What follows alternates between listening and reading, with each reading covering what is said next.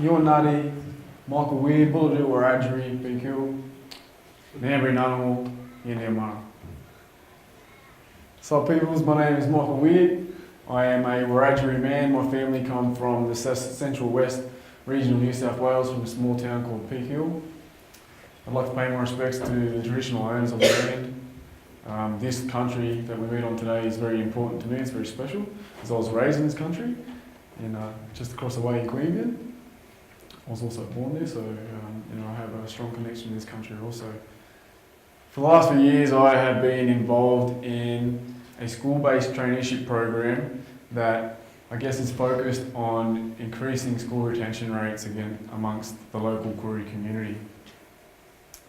The program is a lot different to your usual school-based traineeship program in that in a normal in school-based environment, trainees would go to a TAFE provider or an RTO, they would go to their employer, they might go to a teacher or a careers advisor for advice about career pathways and that stuff. They might talk to an old aunt or uncle about cultural, for cultural advice.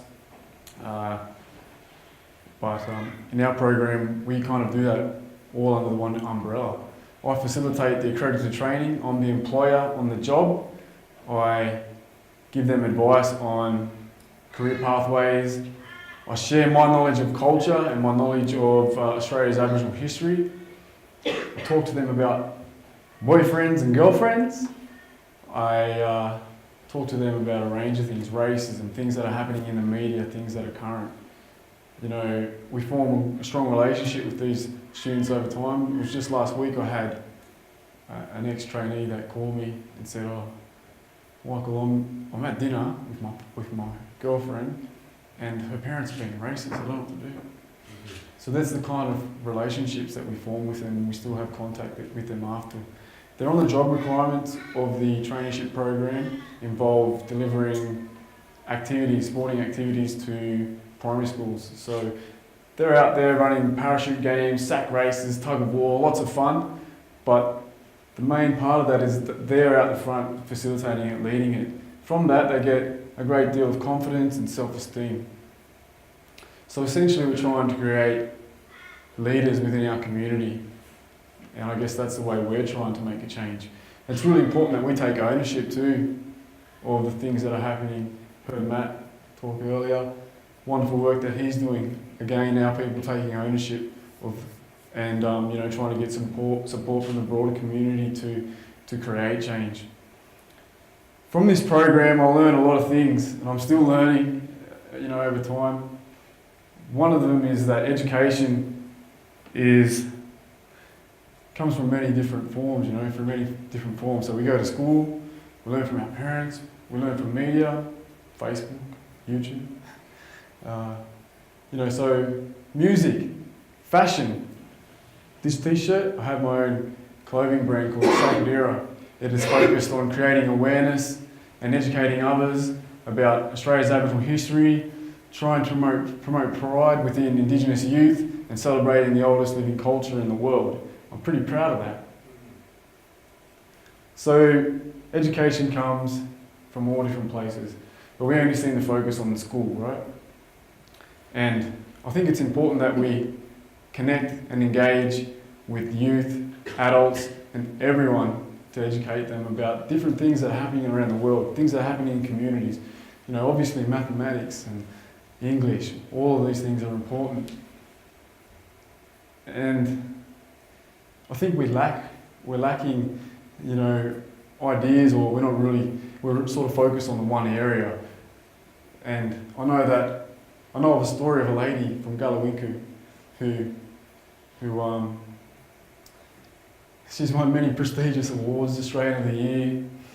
She's actually overseas now as a guest speaker somewhere. She lives up there in Gallawinku, and she's under this money management for the benefits that she receives, benefits that she's entitled to. Now, her payments have been stopped, or at some point have been stopped because her kids didn't go to school. The kids didn't go to school because they were out with their grandparents, their grandfather, learning culture, practicing traditions, And so she has been, stopped her payments because of this. Now why isn't culture important enough for these kids to go and practice? I mean, here we are at Radford. I'm sure you guys study religion in school. It's accepted and it's expected. And I think you would all agree that religion or cultures, they give us our morals, our values. They give us a guide that can guide, that we can use in life. And over time, that's kind of been taken away from us, and we are trying to get that back, but people are stopping us. And that's really hard, it's really hurtful. So, I'm always trying to come up with different ideas that we can engage and connect with the broader community to promote and create awareness about a range of different things. If I talk to my trainees about Muslims, I say to them, if I ask them, what do you know of Muslims? What do you think they would say? And where do you think they would get these ideas from, these views? I then ask them, how many Muslim people do you know, bros? How many times have you gone to dinner with a Muslim? How many times have you gone to the movies or kicked it at the skate park? I go, never. I go, how do you know? Okay, these are the things, that there are things that people say about our culture, about our people. They don't know us, they don't come and have dinner with us, they don't come to our NAIDOC events, they don't kick it with us, yet they have these views of us.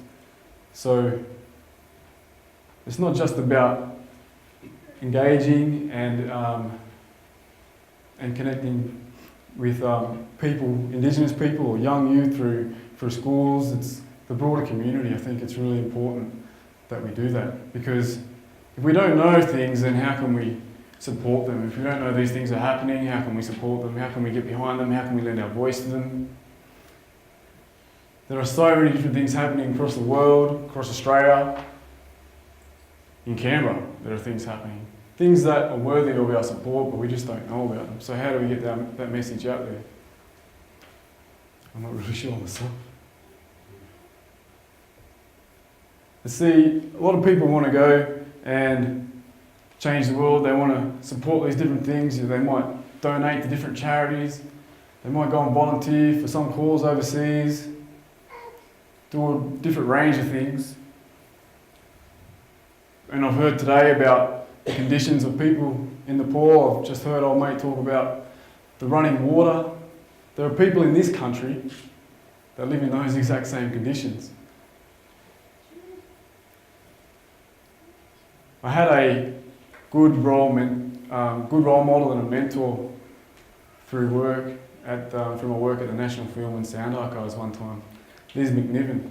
I haven't had much contact with her yet, so I hope she really gets to see this clip, because I haven't really shared this information with her.